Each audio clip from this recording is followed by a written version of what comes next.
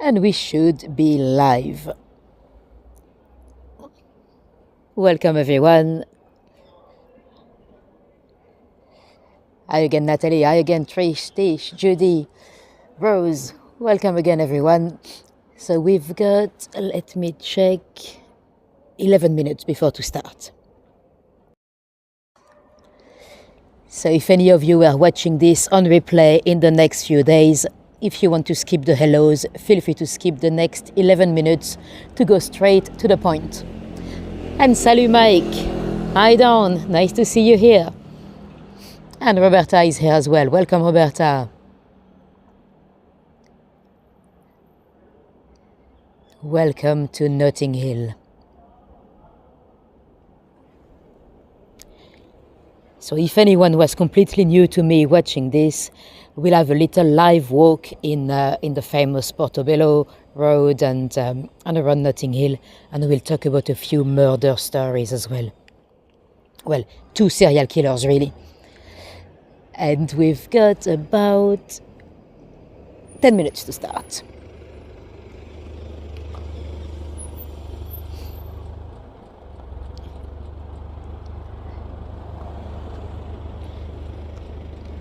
And as you can see probably around me already, it's quite a posh part of town. Hi Sarah, welcome.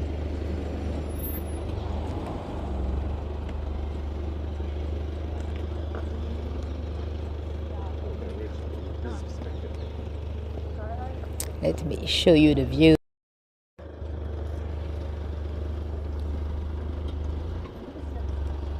So I'm in Pembridge Gardens. And welcome Danette. It's been a while. Nice to see you here. And hello Michelle. I don't know if I've said hello.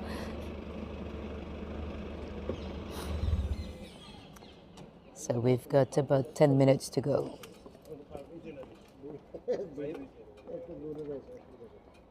So it is nearly 7 p.m. UK time.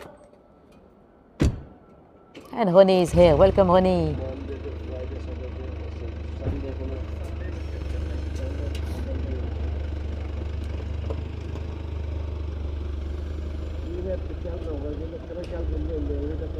And Lethargy is here. Nice to see you here, Lethargy.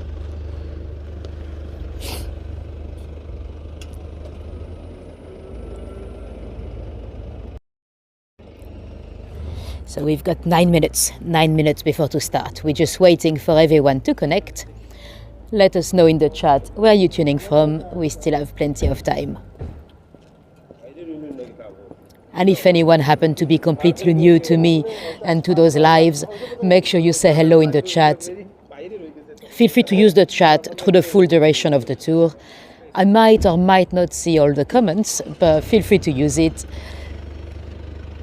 And Claire is here. Welcome, Claire. Nice to have you here. Welcome to Notting Hill, in the Royal Borough of Kensington and Chelsea, the richest borough in the country.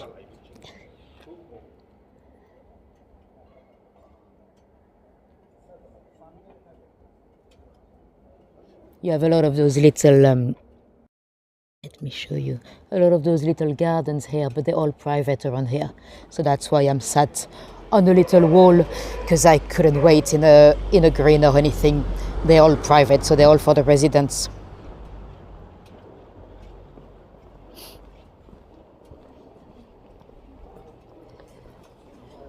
And welcome, Agatha.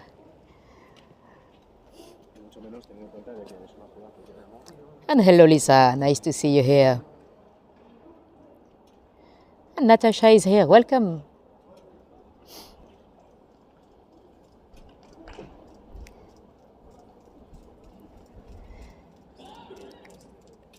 Yeah, and you just like keep taking, you need to take dock everyone.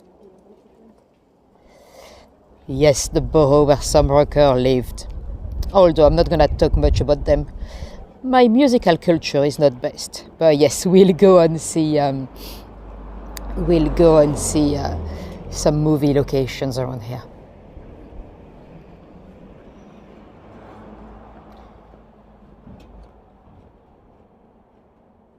Eileen, yeah, doggy. There's quite a few doggies here.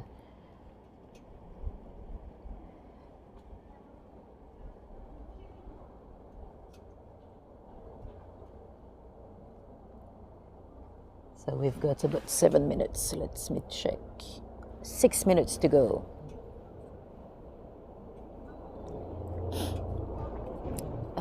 I think I've got an email. I think it's a PayPal. So if any of you dropped me a tip, thank you very much. I think I just got one. I don't get I get the notification in my emails, but I'm not gonna open it now. But yeah.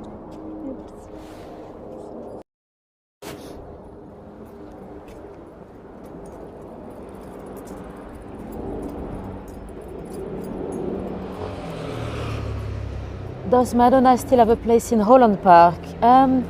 I don't know where she lives now, but potentially, yeah, because her kids are still at the French high school in South Kensington, so she can't be too far. You got quite a few kids there. David Guetta's kids are also at the French school there. You got.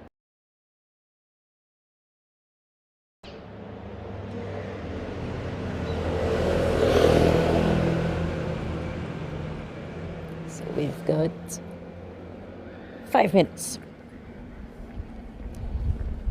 And welcome, Caroline.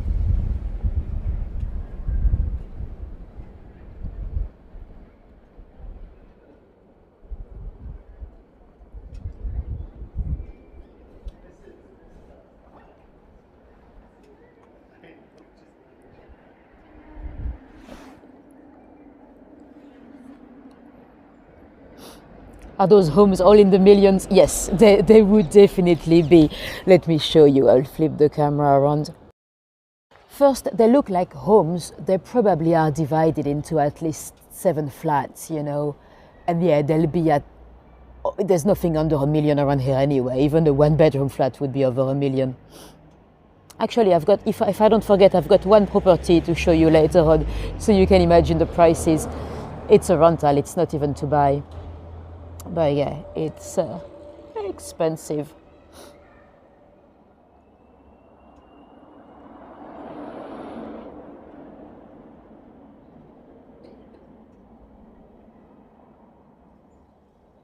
Any part of the no, nothing is on the monopoly board here, Laurie. Somehow the couple that came down to London to design the board, they probably didn't pop around here. Although, if I remember, I might show you something. There's an art gallery where someone put Notting Hill on the Monopoly. If I don't forget, I'll show you. It's a little piece of art. It's basically it's basically one of those Monopoly cards. They say Notting Hill. They say you are here. 135 quid. This is art. But yeah, it's not on the board officially. Let me see what I've missed.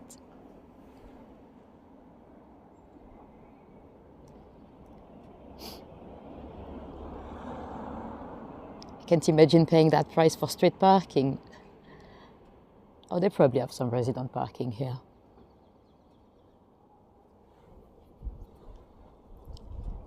And Diane is here. Nice to see you here, Diane. 3 minutes. We've got 3 minutes to go.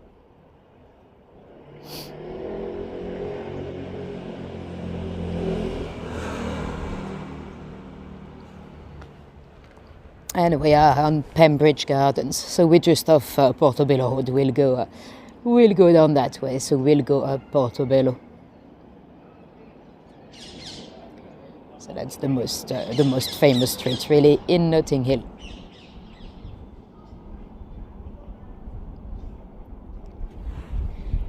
About 2 minutes.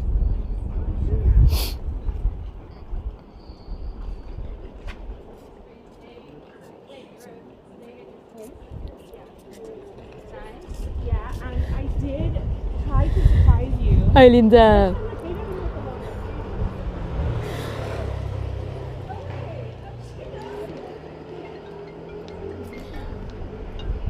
People are funny sometimes. They try to look behind you. They try to look what you're doing on the screen, and then they look unhappy to have been on camera. You don't want that. You don't want that. Place yourself.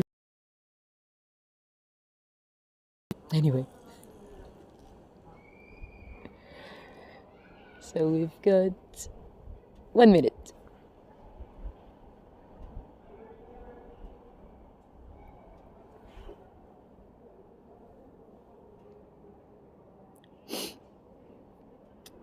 Yes, we're not gonna go all the way there because they all look the same on weekends going. But yeah, the park in which they try to climb because they don't have the entrance, and then William Thacker goes, "Oopsie daisy." Yes, it's around here. So if anyone wonders what we're talking about the movie Notting Hill. We'll talk about that in a moment.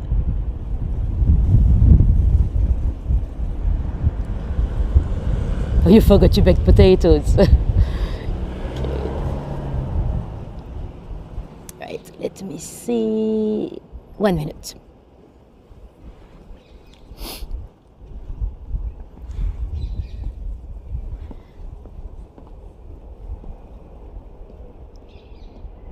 Yeah, those gardens, those private gardens, I've never done it, but I know there's a day I think it's in June, that they have an open day. So you can actually go and visit them 1 day a year. I've never done it because, I mean, they don't look particularly exciting to me, apart from the Notting Hill movie one. I might do it one day. Oh, your friend was an extra in the movie. Oh, amazing. Did you actually see them on screen or not at all? I went to see the Amy Winehouse movie last night. I tried to see my friend, but I didn't. He saw himself very quickly through the car glass, the taxi windows. Right, I think it should be time to go. Let's see.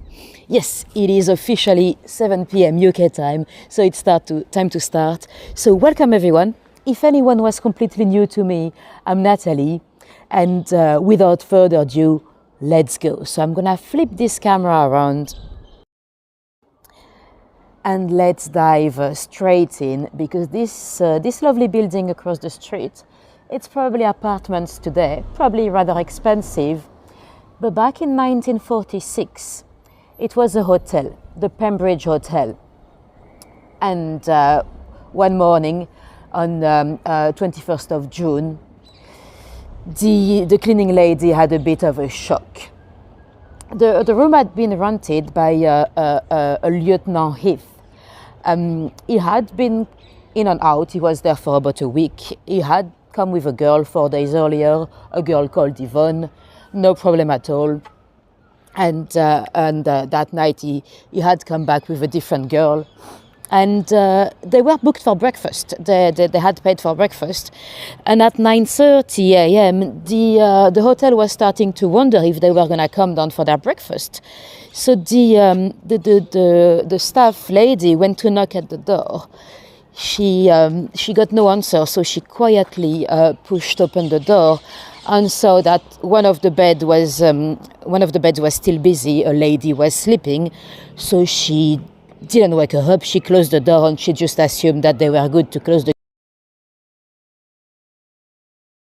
Now the gentleman was no longer here. He had actually gone early morning. He was already in Worthing with his girlfriend Yvonne, meeting his in-laws and everything. And at about 2 p.m., the cleaning lady entered the bedroom to clean. She was surprised to see that the lady was still sleeping. So she went to open the curtain, and then she realized that the lady was not sleeping. She had been extremely sadistically attacked. Her face was a bit covered by a pillow, but when she removed the pillow, she could see that it had been a very, very brutal murder. I'm not going to go too much into details, but she had an object inserted into her vagina. one of our nipple was literally bitten off. It was hanging there. Oh, it looks like I've lost you for a sec. I'm gonna try not to say anything exciting until it's better. Okay, we're back. Good. So yeah, one of our nipple had been literally bitten off. It was right. I think we're back. Big munchins. Okay, we should be back now. If it gets any better, because right. Hopefully, Tish, that's your car there. So it's not pink. Right. It looks like it's good now. Finger crossed. Okay. There's not much I can do. But okay, I'm just gonna keep going. Hopefully it's gonna get better. So yeah, horrible crime scene. And it turned up that the guy was already gone, but he had signed the guest book with his actual name. So the police knew exactly who they were after. So Neville was actually down south on the south coast with his girlfriend Yvonne that he had met recently, a local sex worker. And when he came back to his hotel room, he had the surprise of finding the body. So he told her he had already spoken to the police and he was, going to clear his name. So she believed him. Neville was a great, very much into him. He was dubbed the lady killer in the press. He was a womanizer, and he had got himself out of trouble several times before with his sweet talk. And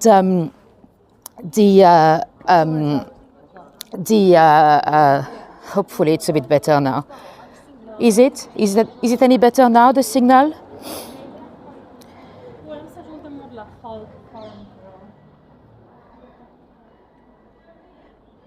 Oh, the replay is not going to be any better because if it's buffering, it's going to be on the replay as well. But hopefully it's just that part of the street and will be better in a moment. Anyway, so yeah, he went down south and then eventually he actually wrote a letter. Much better, perfect, great. So he's on the day after the murder, he's in Worthing down south, and he actually wrote a letter to Scotland Yard, and he's telling them that he knew Marjorie Gardner, she was the victim, that he knew her, and she was a sex worker. That is absolutely not true. She was an extra in the movies. And she might have been a lady that liked to enjoy herself, but she was not a prostitute. So he said to them that she had asked him for the keys to the bedroom so she could do her deeds with a customer. And then he said to her that after that, he could come back and she would spend the rest of the night with him. But when he came back, that's when he saw that she had been brutally attacked. So allegedly, he ran away. Now, that's not the same story as he had told Yvonne, because to Yvonne he said the other way around. He said that he had given the keys to a gentleman, so he would spend the day with the night with a lady. So he actually told Yvonne that he was going to come to London to clear his name, to speak to Scotland Yard. He didn't. He actually jumped on a train to Bournemouth. And he got there, he checked himself into a hotel with a fake name. He was there for a few days. When he met a lady that rejected him, that was really rare. Usually they would all fall for him because he usually would ask them to marry him. And then, because at the time, ladies really didn't slip around that easily, he would propose to them very early on, sometimes even the first night. And then they would often end up sleeping with him. So he actually then met another lady in Bournemouth known as Doreen Marshall. Now, little pause in our story because you might recognize this building here. If you've seen Paddington 2, this is Mr. Grumble's antique shop in the movie. I'll show you a screenshot. So Paddington comes in here. He takes a look at all the items around, and he ends up finding a pop-up book that represents London, and he loves it very much. He wants to buy it to give to his Aunt Lucy. But the thing is, the pop-up book is actually extremely expensive because it's an antique and it's handmade. So the full movie is actually based on the story of that pop-up book that he wants to buy for his Aunt Lucy. There's also a little chase on this street as well. Anyway, back to our story. So Neville is down south in Bournemouth. He's met that lovely lady Doreen, 21 years old, poor girl, and he got quite friendly really with one of the staff at the hotel. He's gone under a fake name, but he's chatting a lot. He always pretended, well, he was really a former RAF soldier, pilot, but not for very long. He had his career was quite short in the RAF because he was actually a deserter, because he had signed a check with no money on it, so he ran away. And then eventually, at the start of World War II, he decided to try to join the RAF again, but they rejected him, so he couldn't join them. Then he applied to go in the normal military. He was sent to Palestine actually, and he kept going. He kept calling sick to go and see the prostitutes in Cairo. Apparently, in Cairo they had some brothels in which they could be extremely violent. They could be sadistic with very young girls, and he was actually getting double pay. He was he had found a second pay book. Eventually he got caught and he was arrested. He was placed on a boat to come down to the UK, to go to prison. But he managed, so the boat had to stop in South Africa. He managed to escape in South Africa. And he actually, so we still, through the Second World War, he actually joined the South African Air Force instead, always under a fake name. So he was quite good at, talking rubbish on fake identities and all that. Little pause, we were talking about prices earlier. Well, in one of them, I don't know which one because the windows all look the same, but in one of them, there's a little 3-bedroom flat. So that's about the same size apartment as the character of William Thacker in Notting Hill. How much would you pay monthly for a 3-bedroom flat here? Have a guess. And it's not the most expensive one. This is a normal average one, because I've seen some much more expensive. So how much would you pay monthly?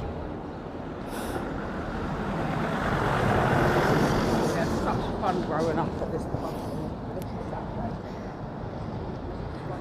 Any guesses? Monthly rent for this one in one of those lovely little flats. So we are on Portobello Road. It's the most famous street, of course, in Notting Hill. It is, Laurie, you're the closest so far, but more. It is named after Portobello in Mexico because they had when they took over at the beginning of the 1700s.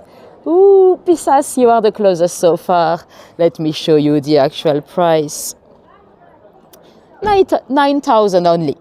And again, that's not too bad. I found one that was 21,000 in the street where the character of Hugh Grant was living. So yeah. Oh, down. You're quite spot on. Laurie as well. Not far. Anyway, back to our murder. So he's with that young girl Doreen in Bournemouth. He actually took her to the restaurant in his hotel, and he drank a lot. People at the next tables, they could actually see that Doreen felt a little bit uncomfortable. She asked for a taxi to be called, but Neville actually cancelled the taxi before it arrived. He said he was going to walk her home. He was not seen coming back to the hotel that night, and Doreen was never seen again. And he had been seen with her, so people at the hotel were like, you need to go to the police, you need to tell them that you are a witness.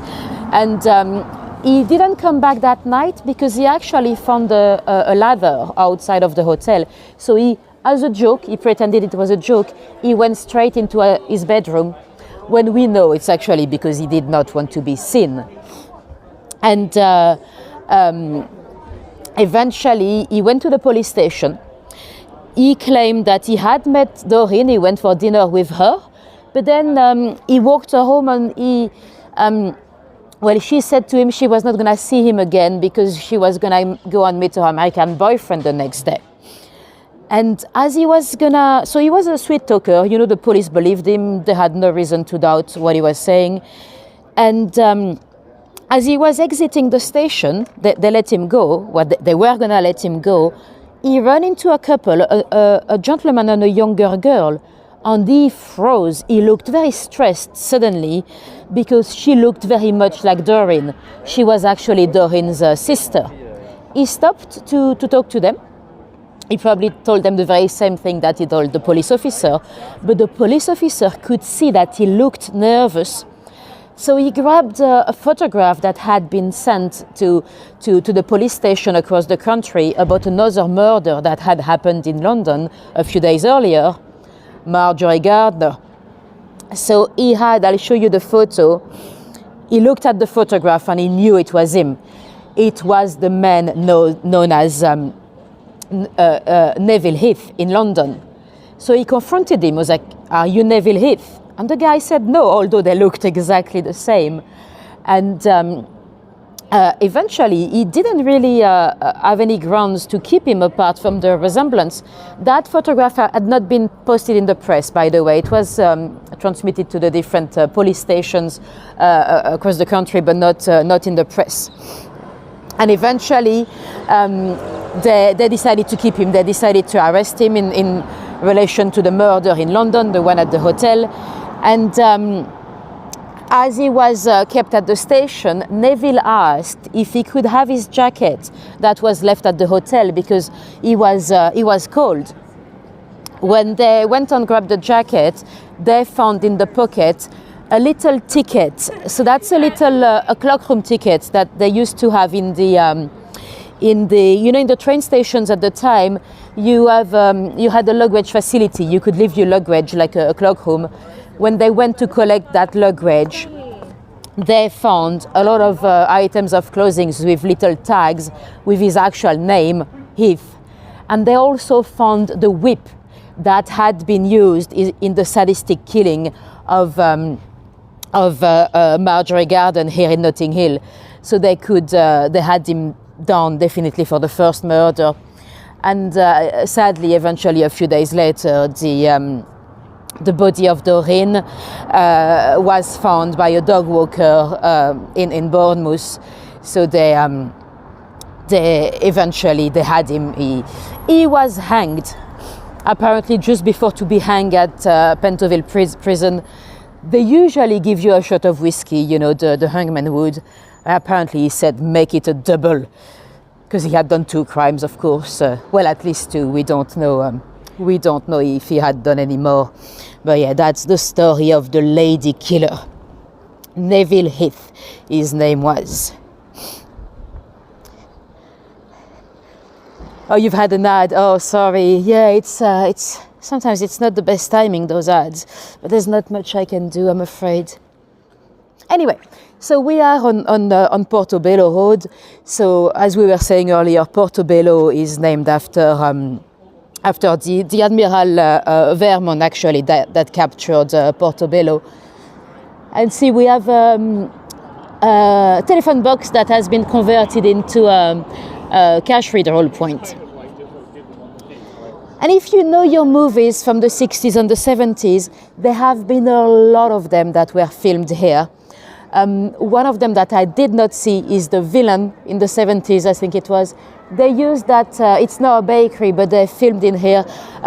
It's a tavern in the movie. Today I'm only gonna mention the movies that I have seen, but there were a lot of movies from the 60s and the 70s that were filmed around Notting Hill. You had James Bond in the Spectre one. You had The Italian Job, Otley, Files of the Golden Goose by Sam Wanamaker, the gentleman responsible for the Globe Theatre. You had Passenger, Omen 3, Madame Satsuka, so a lot of them. But the one we really care about tonight, it is of course Notting Hill. So Notting Hill, the one with Julia Roberts and Hugh Grant, the travel bookshop. In the movie, they used that location here to film it. But this is only the filming location.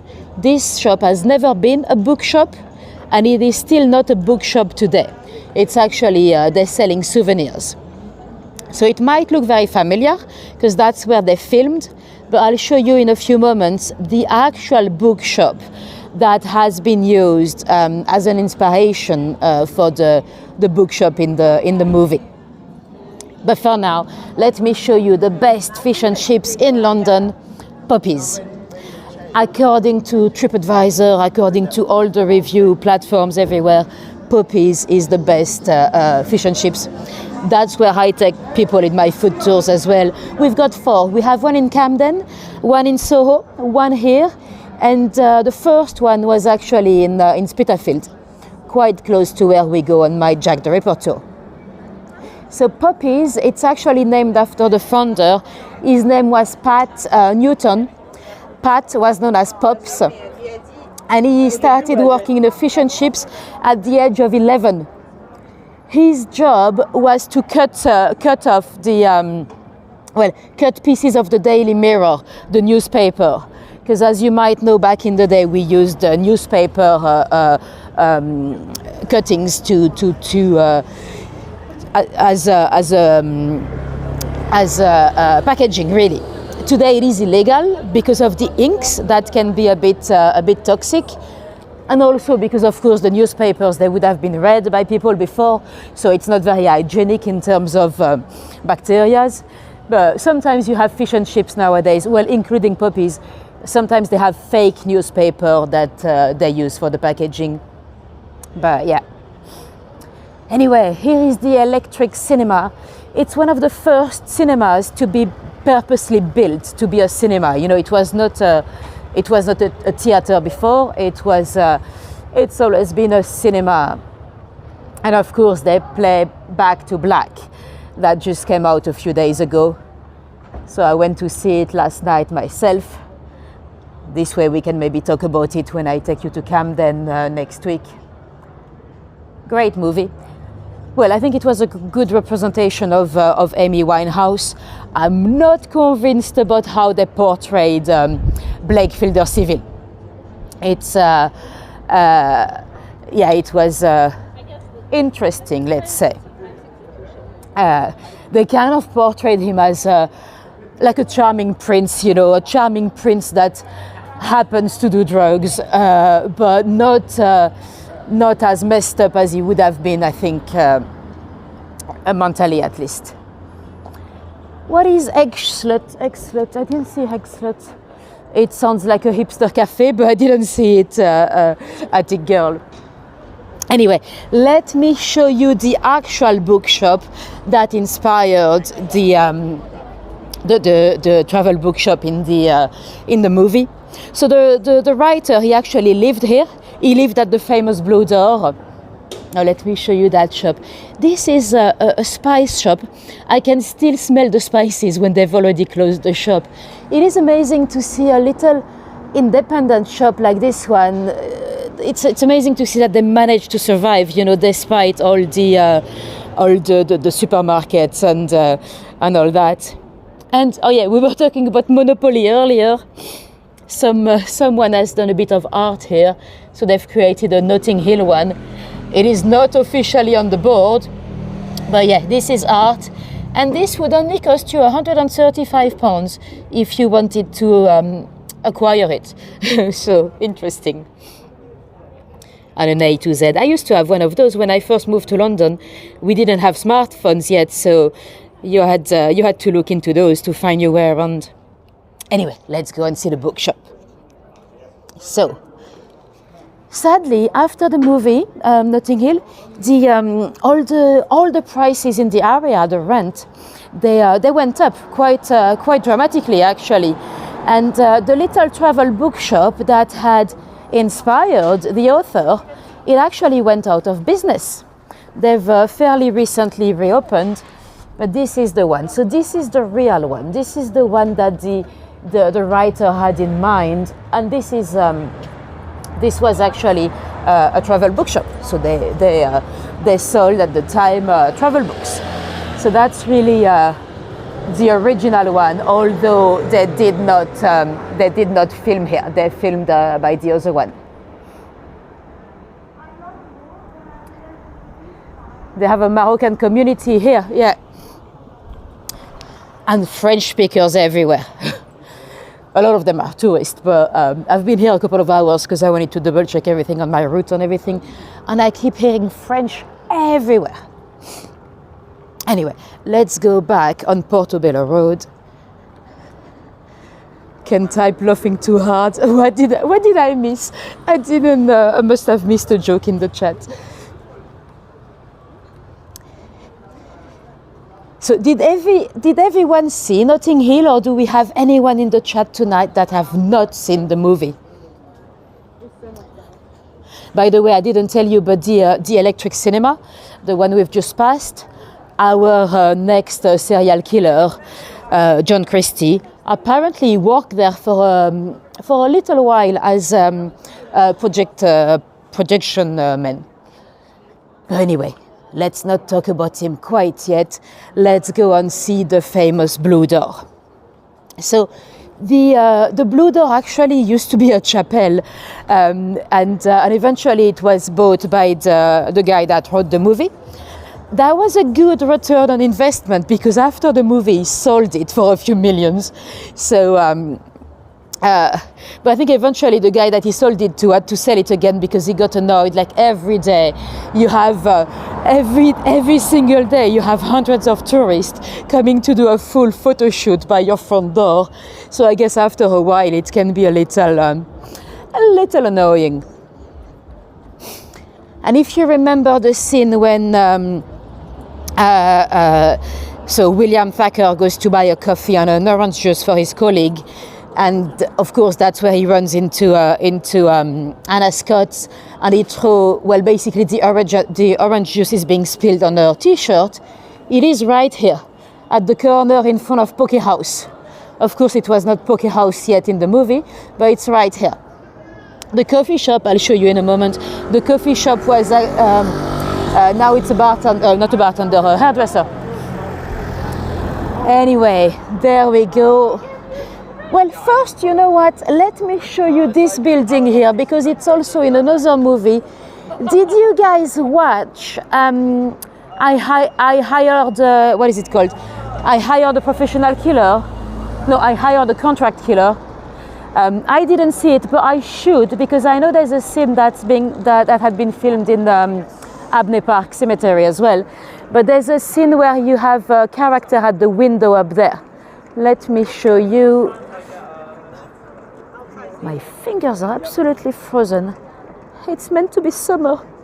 Anyway, so that's the window up there. So that's in. I hired a contract killer. Anyway, let's go and see the Blue Door that is literally next door. I can't believe it got so cold.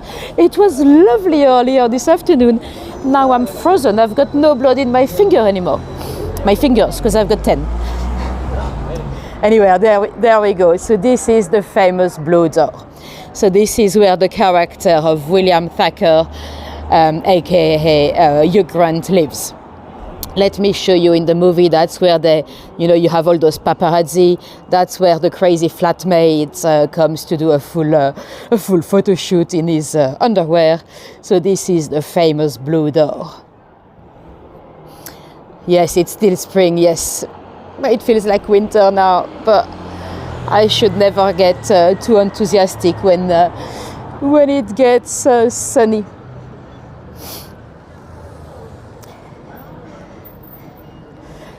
Right, let's cross over while it's green. So see the little just there. This is the cafe in the movie. So that's where he buys the coffee and the orange juice that is later gonna spill on the character of Julia Roberts. You're sitting with the aircon in Athens. Oh, well, no need for that quite yet here. I love those beautiful homes, all different colors. Oh, you've seen it, Sarah? Good. I should watch it. I don't really know much of my old classics. I'm better with modern movies, but the ones that were filmed before I was born, I don't really watch that many of them. Anyway, let's go into the Muse. There's another film that was filmed around here, The Man Who Knew Too Little. He was actually, the main character was actually mugged in the Muse there. So this is St. Luke's Muse that we'll go and explore. And that links us to our next movie that I bet most of you would have seen. It is, of course, Love Actually. I had to buy a DVD because streaming it online is £6 when a DVD on eBay is like $1.88. So yeah, Love Actually, probably one of the most unrealistic movies I've ever watched, but very popular one. So there's one scene in this filmed in this little Muse. So those were former stables. You can see that nowadays they're often used as a garage, or they're completely converted into part of the flat. But you haven't seen it, Nikki? You love Love Actually? Good. It's a very sweet movie, but it is so unrealistic. Like the character of Mark at some point, so he's some kind of an artist, his flat on studio is huge. And you see him coming out, he's on the South Bank. He's like right next to the Tate. I mean, imagine how much that would cost. And the character of Juliet, so she lives here in the Muse. Well, to be fair, I think the movie is 2004. At the time, one of those little apartments could cost about $1 million. Nowadays, they cost nearly $4 million. Oh, and the character, the guy that gets with the Portuguese lady, he flies to France on Christmas Eve, so that would cost him at least $2,000. Then he got to Marseille on Christmas Eve, and you got all those bars full of Portuguese people. First, nothing is opened in France on Christmas Eve. And second, the Portuguese community in France, they speak French. And it's like everyone is so unrealistic. Very sweet movie, but not very believable if you ask me. Anyway, the character of Mark that is secretly in love with Juliet, so his best friend's girlfriend that literally just got married, she lives here in the pink house. So one night on Christmas Eve, he comes here with his CD player. He knocks at the door. His best friend is upstairs, and he comes on, let her know that he's secretly in love with her. And then she runs out of the street. She's just married, perfectly happy, and the guy is in love with her, but they don't even speak to one another. But she feels the need to kiss him anyway. Again, personally, I don't find it very realistic, but let me show you the images. So that's him coming out of the property. So that's literally this angle here. And then she runs after him to kiss him. Why would you? You just got married. You're perfectly happy. And yeah. Anyway, so that's the Love Actually connection. Let me try to frame them together so you can have the screenshot. There we go. And let's go. Cool. So let's go back towards the top of Portobello Road. And there's one thing we need to mention as well. it is, of course, the Notting Hill Carnival. Now, it is a massive, massive carnival. Did any of you ever come to the Notting Hill Carnival? Let me know in the chat. So it is a celebration of Caribbean culture, second largest carnival in the world after Rio de Janeiro. Did any rubbish actually? A dumb movie. Yeah, it is sweet, but it's like, yeah, it is sweet. I mean, yeah. And the thing about, I love the beginning, you know, when they're like, oh, you know, at Heathrow Airport, everyone loves each other at the arrival. Even that is not true. As a tour guide, I often have to spend hours, not anymore, but I used to do tour groups. So I would have to spend hours at the arrivals at Heathrow with my sign, you know.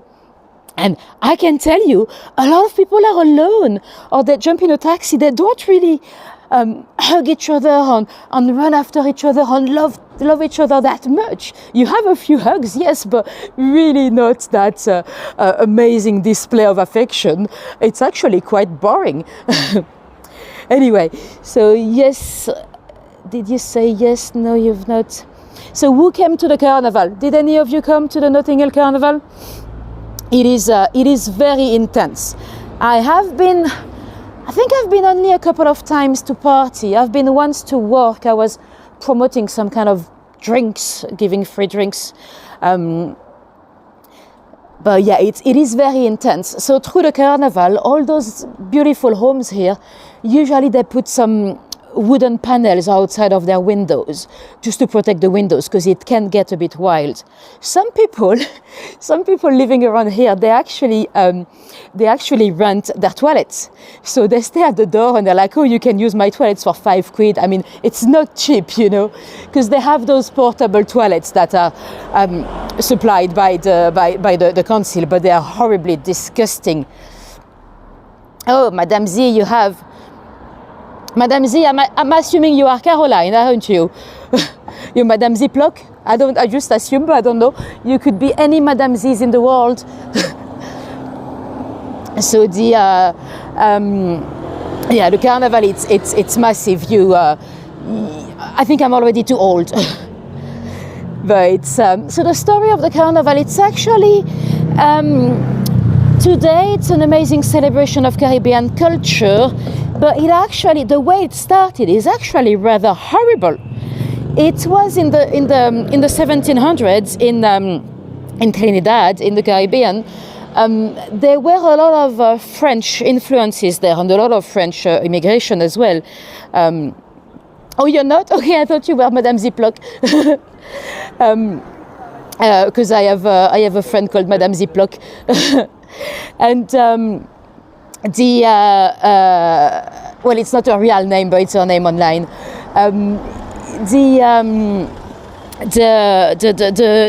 The carnival itself started as masquerade, you know, those French masquerades, but the enslaved people were not actually taking part. It was a horrible show where the white people were actually mocking the enslaved people. They were actually pretending to be them, pretending to be slaves themselves. So quite a bad taste, really, and eventually after the emancipation and all that, the things flipped around. So it became an amazing show or an amazing carnival where everyone could take part. It was often called canne-boulé. It's spelled canne-boulé, but it's actually canne brûlée in French, so burned canes. And eventually, of course, after the Second World War, Britain had to be rebuilt. So they invited a lot of workers to come from the Caribbean. It's what we call the Windrush generation, which is also a massive scandal, but that's a story for another day, I guess. And so a lot of community from the Caribbean ended up here, and sadly, in the late 50s, there were a lot of violence, completely unnecessary violence. Some white hooligans that attacked a lot of black people around here in 1958, and again in 1959. One young man was actually sadly murdered for absolutely no reason. So that's in 59 that he was brutally attacked by a gang of horrible, violent white people. I think his name was Kenzo, and eventually there was a lady here, a journalist. She decided to create a newspaper. Let me zoom in. Her name was Claudia Jones.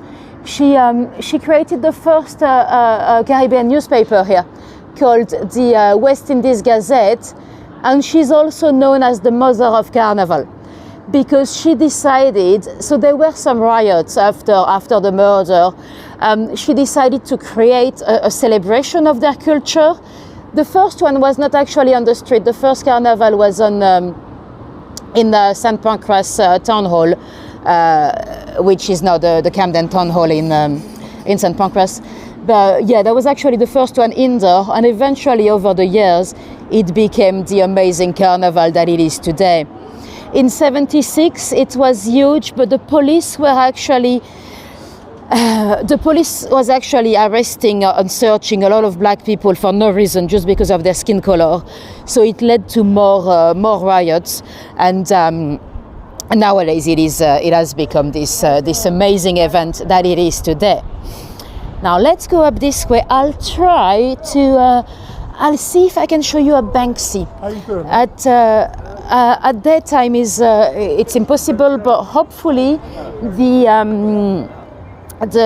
food, because you have the food market usually, but they should be closed by now. So I should be able to show you a Banksy known as the Velasquez, or the graffiti painter. Let's see. Oh, good, Mary. Good.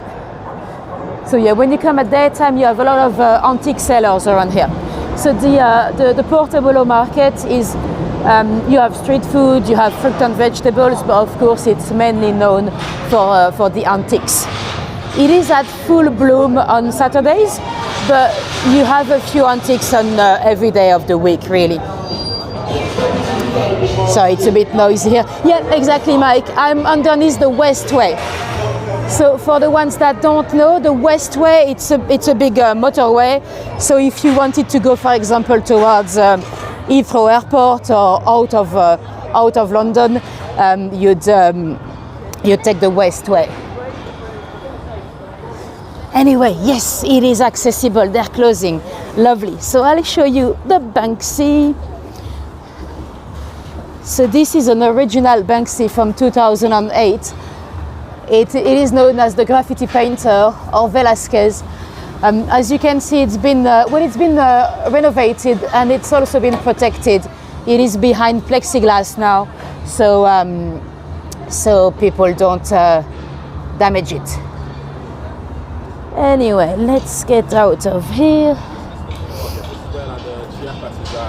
Yeah, but see the Right, so let's start talking about our murder, or our series of murders, I should say. The story really started in it's again right after the Second World War. You'd have to remember that after the Second World War, people were a bit desensitized to horror. You know, obviously they had been through so much through the war, and they had seen so much horror, that suddenly all the shocking stuff were not necessarily as shocking as it would be for us today. And anyway, in 1949, there's a young man. His name was Timothy John Evans. He ran into a police station in Merthyr in Wales. Now you'd have to know that Timothy was not very sharp. His IQ was actually quite low, 65. He was illiterate. illiterate, and his vocabulary was not great either. And he was a massive liar. He had been, when you lie to your friends, to your family over and over again, then eventually they don't believe you anymore. And that day, he runs into the police station. He speaks to a police officer that's there at the desk on duty, and he says to him, "Can I see a senior police officer, please?" And the guy couldn't be bothered. He said, "No, I'm the only one here." And then Timothy said, "Okay, I'm coming to tell you I've disposed of my wife." And then the police officer was like, "Oh, hold on. I'll get a senior officer." So he went to get another officer, and he started to, of course, caution him and let him know that it's serious. And Timothy went to elaborate further. He said that he lived in London with his wife, Beryl, and around here at 10 Rillington Place. So that's where we're heading to. And he had stopped in a petrol station, in a cafe, and he was in a sorry state. So a gentleman spoke to him and asking what was wrong. So Timothy explained to the stranger that his wife had got pregnant. They already had a baby, and they were already struggling to feed the first baby, and his wife wanted an abortion. That was, of course, still illegal at the time. And he disagreed, but there was no other solution. And apparently that gentleman would have been like, "Oh, hold on, I'll give you something."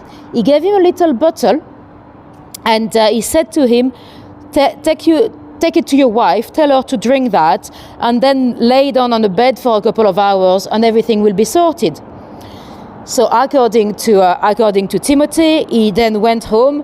He did give the bottle to his wife, but he told her not to take it because he did not agree. Unfortunately, she was convinced. She wanted an abortion anyway. She had already tried to poison herself. That day he went to work or wherever he was going, because he was not actually working. And according to what he told the police, that day he came back, he found his wife dead. So he placed her, he hid the body in the drains. So the police officers in Wales were like, okay, then, obviously they had to contact the London police to figure out what happened.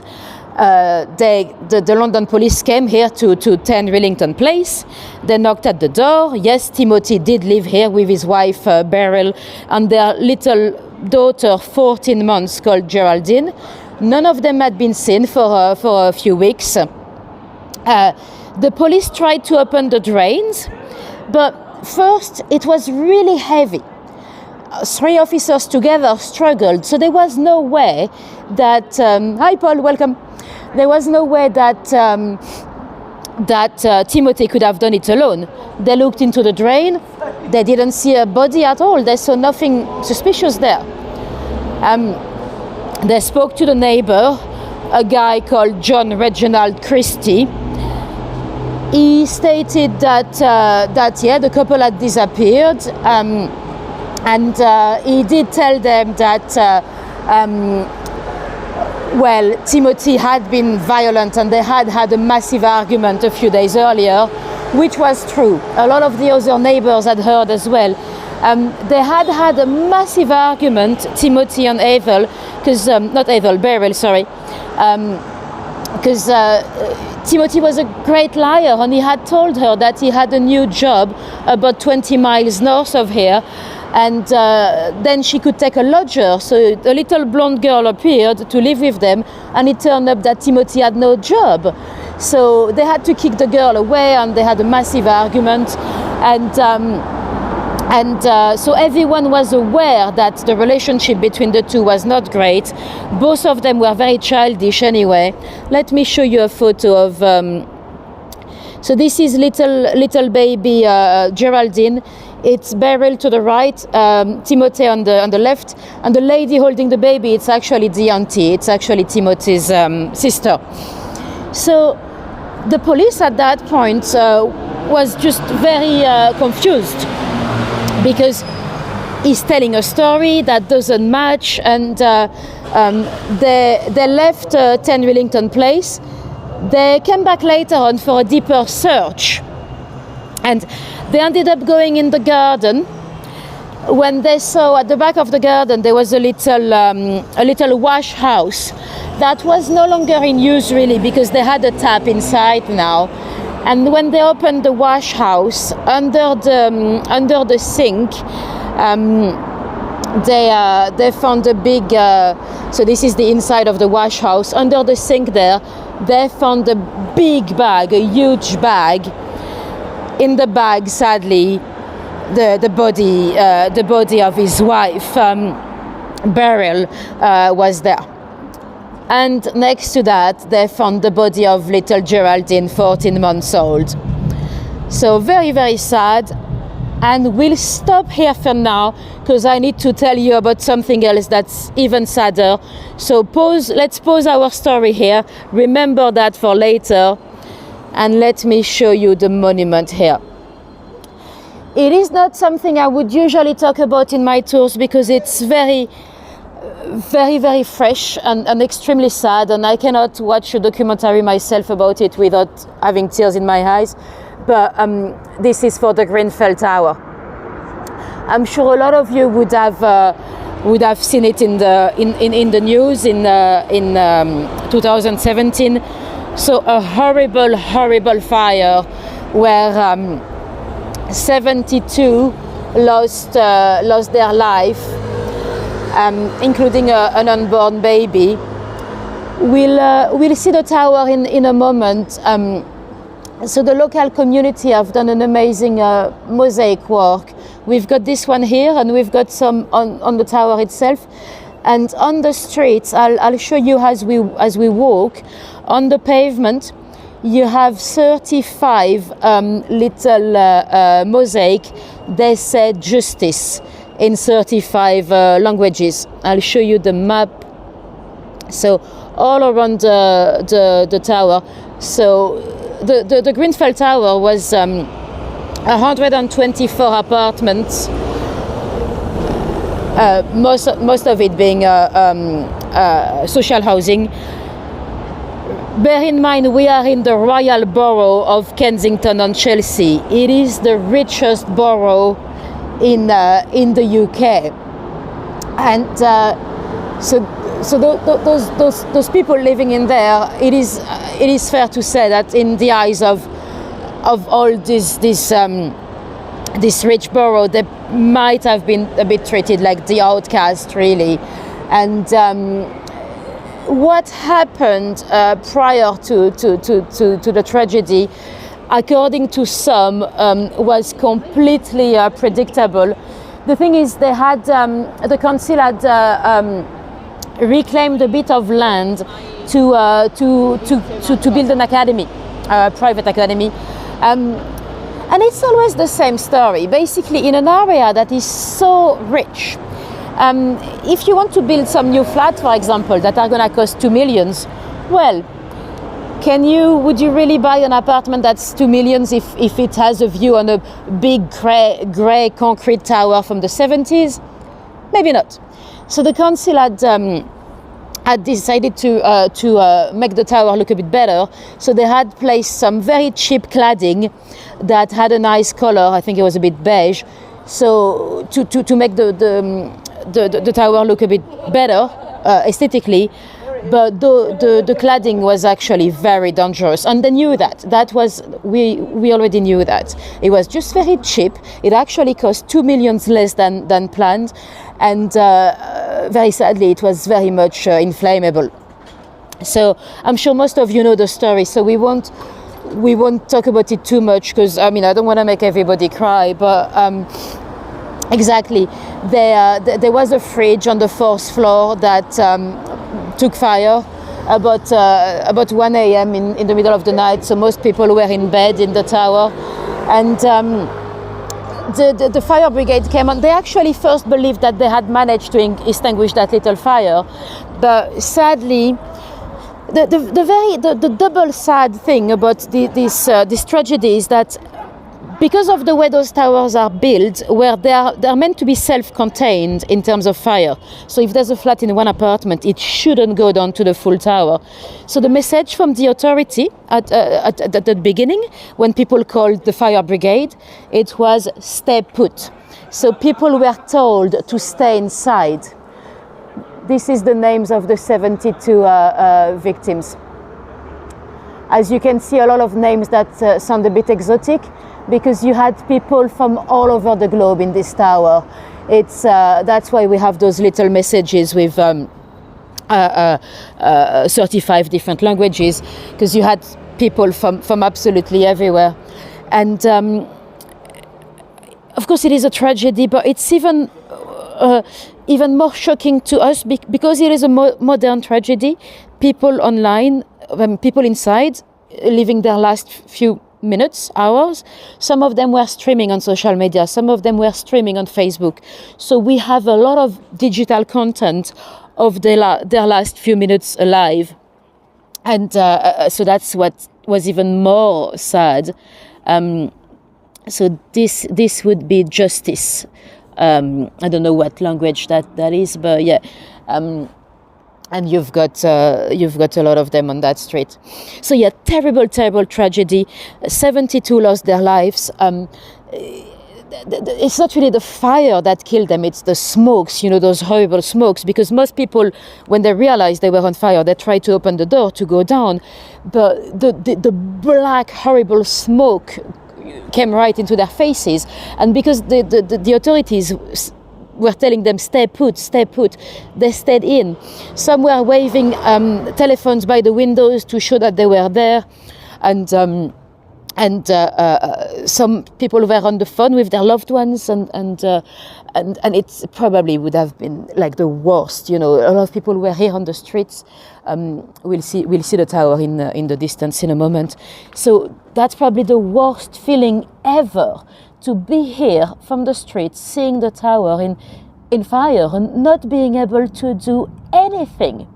Of course, the fire brigades, they did everything they could, but once that cladding caught fire, it was like a match of how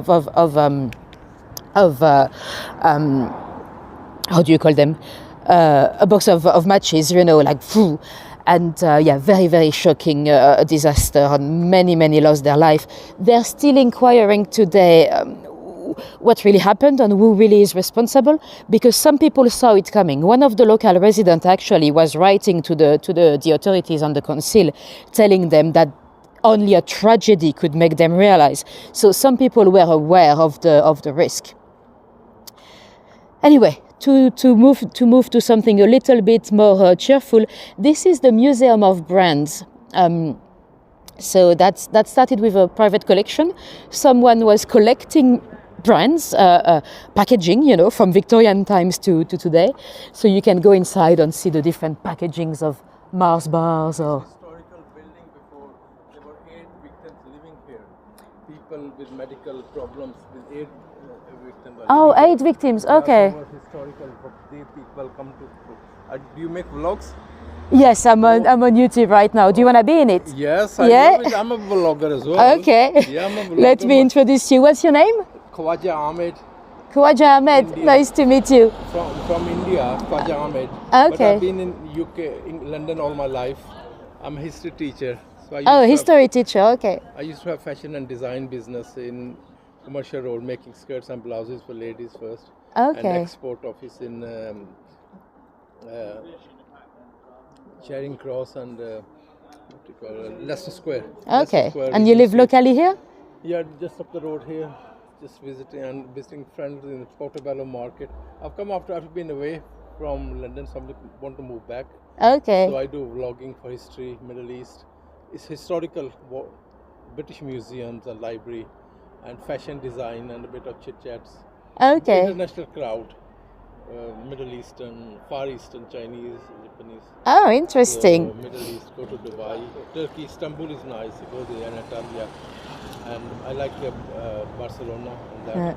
So I'll follow a lot of vloggers. There's some lady vloggers. They do vlog on bus rides. Do you do that, bus rides? No, but I have a friend that does. Yeah, Oh, I my want to friend meet Charlie. her. She does. Tell She does her that. I would like to meet her, and while I'm here, shall we keep moving? Yeah, I'm gonna have to dash. But yeah. Oh, and if you know any lady, can I give you my number by any chance? I don't really have anything to write it down. Can I But say it here? no, because you don't want your number to be You know what? I'll give you. Hold on. I'll give you my YouTube.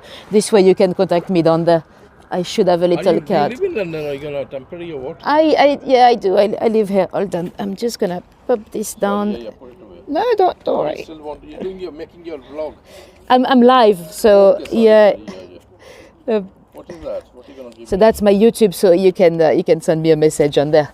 Or just put it in this pocket. I'm just Yeah, I'll put it here. I interest some girls. They're making a lot of vlogs about bus travel and that. Yeah. Interested as well in that. I'm from Asian point of view, the Asian East London or other area where the Asians are. So I would be interested. Khwaja, I'm on Facebook, Twitter. Okay. Do you live around here? Actually, I'm interested in how to make. If you can teach me how to make these, how to sell these. I can't really. Well, let's speak maybe later If you have because time. I'm live at the moment, so I can't have really. time, Yeah. You can, please. Yeah. Send me a message. Bye bye.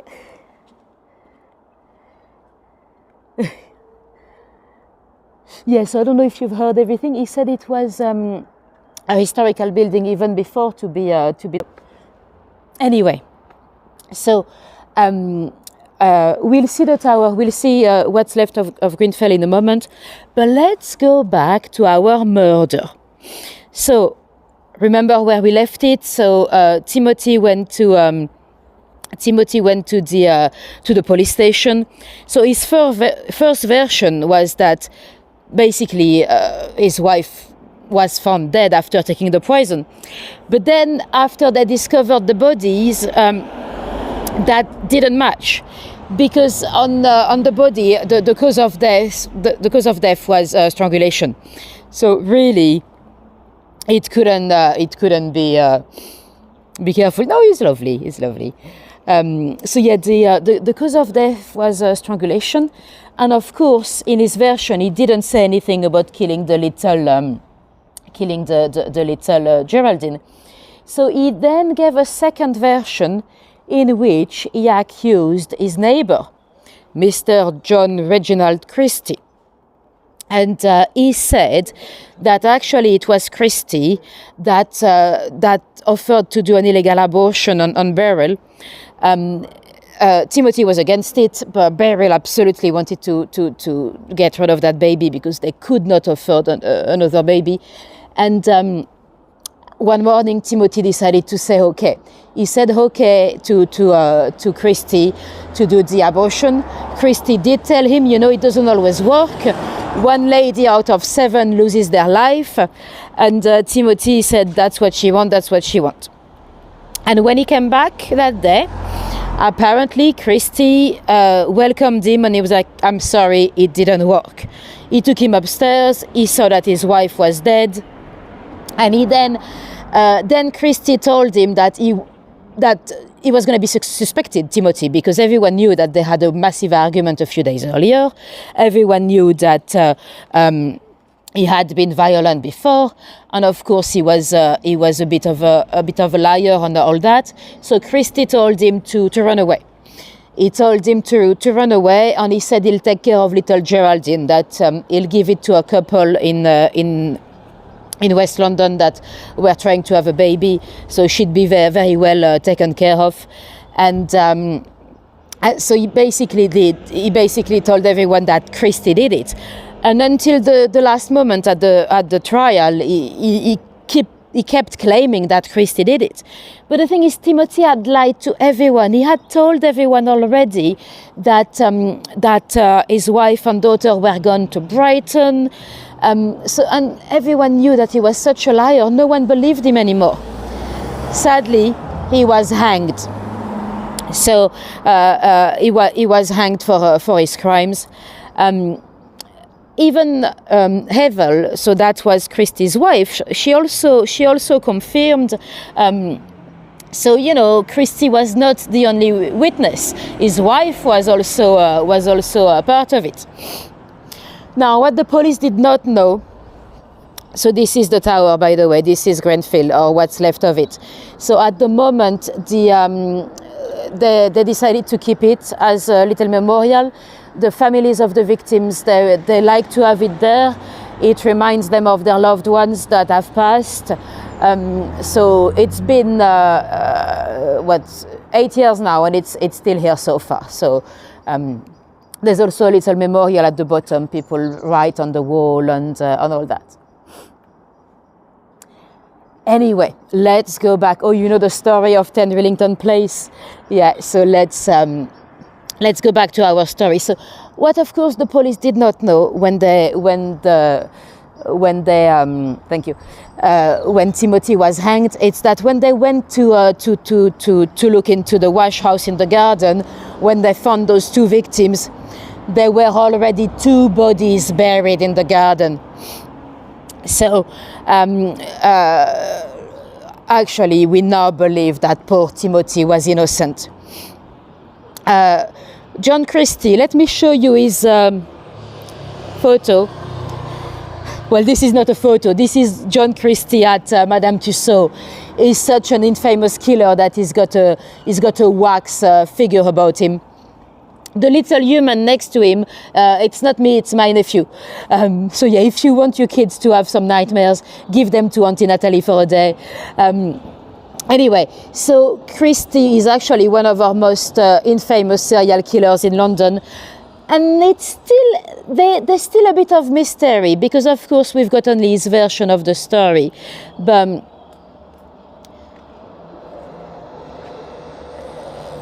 Mary is saying, please someone can explain why those streets have crooked white lines.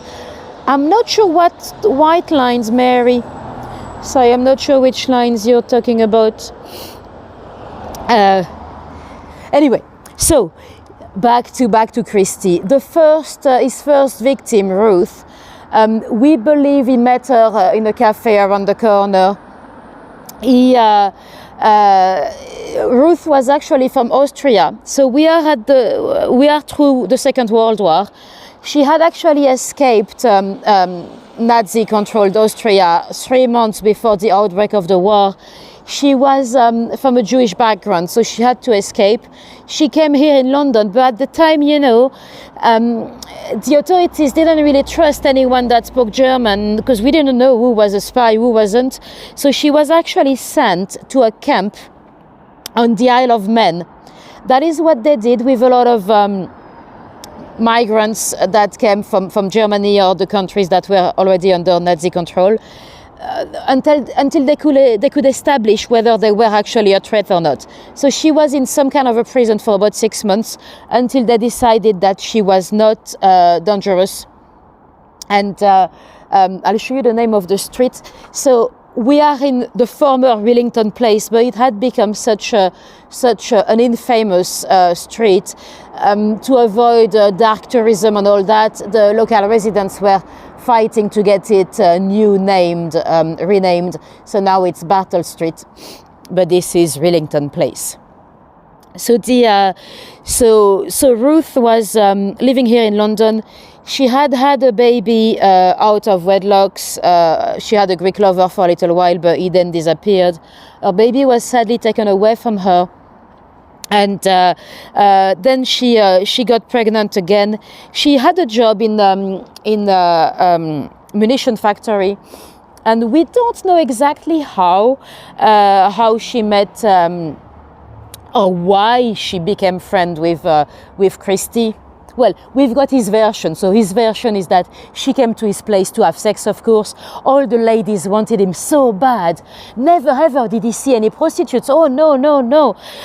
When we know the guy was actually not very pretty for today's standards. He was bald. He had 2 fake teeth that were too big. He probably didn't look scary. He just looked funny, really. And so we don't know how he convinced her to come to his place, but probably to offer her an illegal abortion, because she, according to some of her colleagues, she might have been pregnant. So Christie was not a violent. Well, he was very violent, but he didn't use violence because he was actually quite skinny. He would actually use trust. most of his victims were gassed before to be strangled. So he would gain their trust and then make them breathe in some gas, pretending it's anesthetics or whatever, when it was actually gas, like the gas you have at home to cook or anything. So they would get unconscious, and then it attack, it rape them and then strangle them. So that was his first victim that we know of, because he used to take their pubic hair, cut them off and keep them in a little biscuit box. And with modern forensics, they actually recently analyzed some of those pubic hairs, and one of them cannot be identified as any of the victims, so there might be more. Anyway, the full Victorian terraces on Rillington Place have been destroyed, but this little garden here, that was the site of 10 Rillington Place. We can imagine that probably they didn't want to build on it because no one would have wanted to live there, because the location had become so infamous. But this is the site of where his house and garden stood at the time. So his second victim was a lady called Muriel. Muriel had been born in a very poor family in Poplar in East London, and she she had a terrible childhood. She became an orphan, and she was in some kind of an orphanage for some time. Then she was taken on board by she called her aunt, but she was not her aunt. She was a lady called Ethel, half French, partially disabled lady. She was somehow related to her, but she did not want little Muriel to take care of her. She wanted her as a servant, really. So the poor little Muriel worked with her Aunt Ethel for many, many years, as almost like enslaved, really, when eventually Aunt Ethel died. So little Muriel finally, in her early 20s, was free. She was homeless, she was destitute, but she was free. That's how she started to date. She made a few friends, and very sadly, one of them was named John Reginald Christie. We're still through the time of the Second World War. Christie at that point had a job, not for very long, but as a special constable. So those temporary police officers. So he was a respectable man, a trusted man. And anyone in the service forces at the time, they were seen like heroes, really. And you wonder if it's haunted. I hope not. She met John at the time. John was still with his wife Ethel, so they would have met.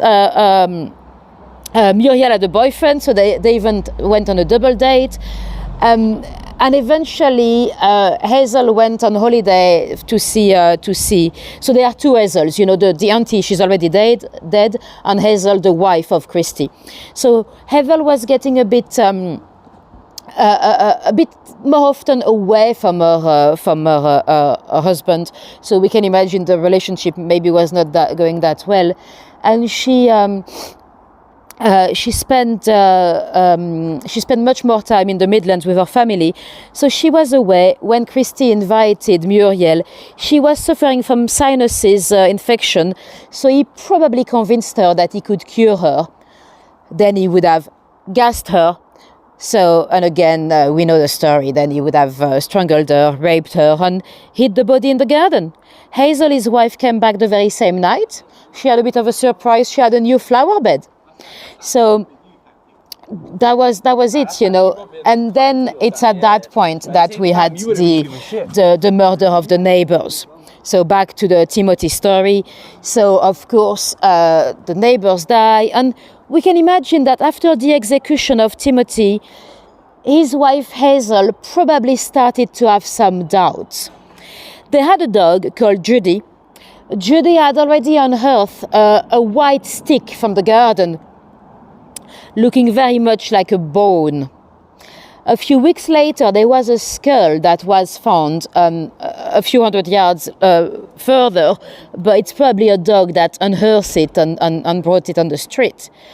But we are just after the Second World War, so you know, people went missing through the war, and that's why his first two victims, Ruth and Muriel, really, they were declared as missing from the landlady. But, you know, we had some bombings through the war, and some people did go missing and not come back. But we can imagine that after that, after the execution of Timothy, Hazel, his wife, really started to have some doubts, and that's probably why he killed her. So he killed her and he put her under the floorboard in the living room, probably because he wanted to keep her with him. At that point, after that, there's a police constable that actually came to visit for a random reason, and in the living room, he actually commented on the smell, and Christie blamed it on the neighbors that were cooking some exotic meals or something, and years later, when finally he got arrested, he looked at that very same police officer and he was like, now you know what the smell was. Anyway, so we have two bodies in the garden. We have obviously the body of the neighbor and the little Geraldine that have been taken away by the police. We've got his wife Heather under the floorboard, and that's when he meets another two ladies. Probably about the same time. We don't really know which was first. So we are now in the beginning of the 50s. We are in 1952 when he meets a lady called Rita Elizabeth Nelson. She probably suffered from something, or she probably had a pregnancy that she wanted to get rid of. They met in a cafe as well. We have a few eyewitnesses that had seen him in the local cafes approaching ladies like, oh, do you suffer from migraines? You should come to me, I can deal with that. One lady actually agreed to go, and then she didn't go. So Rita disappeared, never seen again. Again, she was declared as missing, but they just didn't have any idea where she might have been. He actually put her in the kitchen. He had some kind of an alcove in the kitchen. He put her in there, and you couldn't actually see anything. If you didn't know that there was this little cabinet, you wouldn't expect it. And he met another lady called Kathleen. She was a sex worker. We actually know that he used to visit a lot of sex workers. He was actually suffering from erectile dysfunctions, and apparently it was only with the sex workers that he felt like comfortable enough to try anyway. And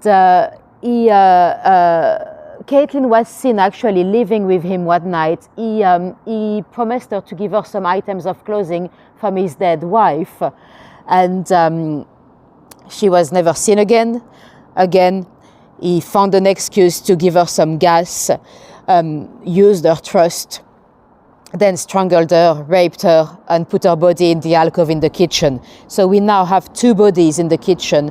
When he meets a final victim, Hectorina, but Hectorina had a boyfriend. He actually met them together in Hammersmith outside of a cafe, and he somehow invited Hectorina to come and visit his flat, to maybe become a lodger.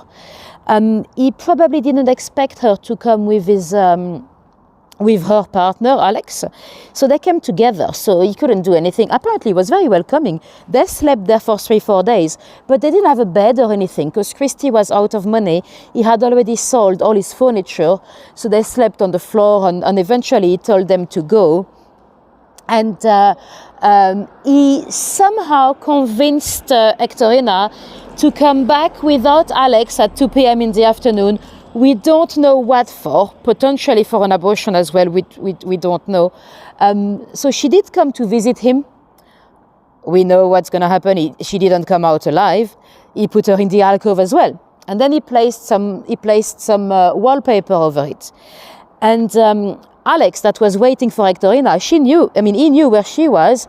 he actually came to visit Christy, and he was like, "Have you seen her?" And Christy's like, "No, I have no idea. Come and see inside," but she's nowhere to be seen. And they went together in the streets looking for Hectorina when he perfectly knew that she was behind the wall and in the kitchen alcove. And then that's when he did something very silly. Well, first he killed his dog, and then he decided to rent his flat. So he looked for a lodger when he's not the landlord. So he was literally subletting. So he took someone to take over the flat. He rented it out, and he went. Now, very quickly, that lady that moved in realized that he was not the landlord. There was a landlord that came in the picture, and then the police came, and then they started searching the flat, and that's when they found the bodies in the kitchen, 3 of them. And then eventually they found his wife, Heather, under the floorboard, and eventually in the garden, the 2 more ladies. So that's how he was identified as a killer, but he's on the run at that point. When a police constable was walking around the Putney Bridge, and they spotted a very disheveled gentleman, and he just looked a bit suspicious. So they approached him, and then he recognized him straight away. It was indeed Christy. So he got arrested. He did confess, but he never ever admitted killing the little baby Geraldine. So that's what led some people to speculate. Still today, some believe that Timothy might have actually been guilty. We will never know, because Beryl was the only victim that was not gassed, or at least we couldn't find any evidence of it with the pathologist. So some say that Timothy was actually guilty still. It's hard to believe. It's probably hard to believe that you'd have 2 horrible killers in the very same home, but who knows? Anyway, so that was the story of John Reginald Christie for you here, and this is the tower. So this is Grenfell from a bit closer. So this is the little memorial. But why the dog? Well, Nicky, probably because he didn't want to be identified with his dog. So if you're gonna go on the run, you probably don't want to have your dog with you. So let me show you the memorial. I don't wanna make everybody cry, but this is the little mosaic here that they've done for all the victims of the tragedy. You have some religious signs from many different religions as well, because of course it was so multicultural, and people come to write their messages to their loved ones on the wall. So far the tower, or what's left of it, is staying here as a memorial. That'll be interesting to see what happens in the next few years. It is a sad reminder, and you see it from very far away. When I go to pick up customers at Heathrow Airport, usually from the West Way, we see it, so I have to mention it. So it's always a little sad note into our trips.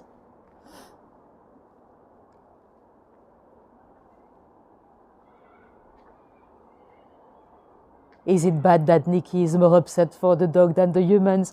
No, we all get affected by different things, really.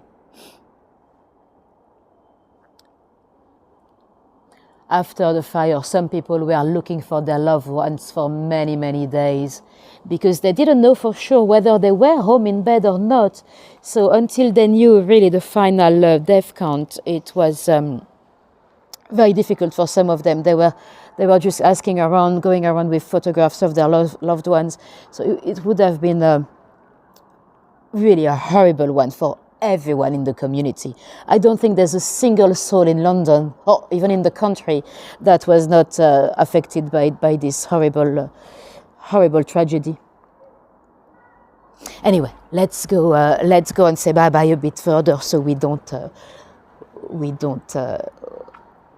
we don't we can change our minds and not think about the tragedy. And that's going to be the end of the tour. So let me know if you have any questions for me before we go. If not, thank you very much for coming tonight. I'll flip this camera. So let me know if you have any questions. And if you want to see a bit more of me, on Tuesday, not this coming Tuesday, the one after, we're going back to Camden Town. So we'll go back to Amy Winehouse, old stomping ground. So that's on Tuesday. I think it's about the same time as this one. I think it might be 7 p.m.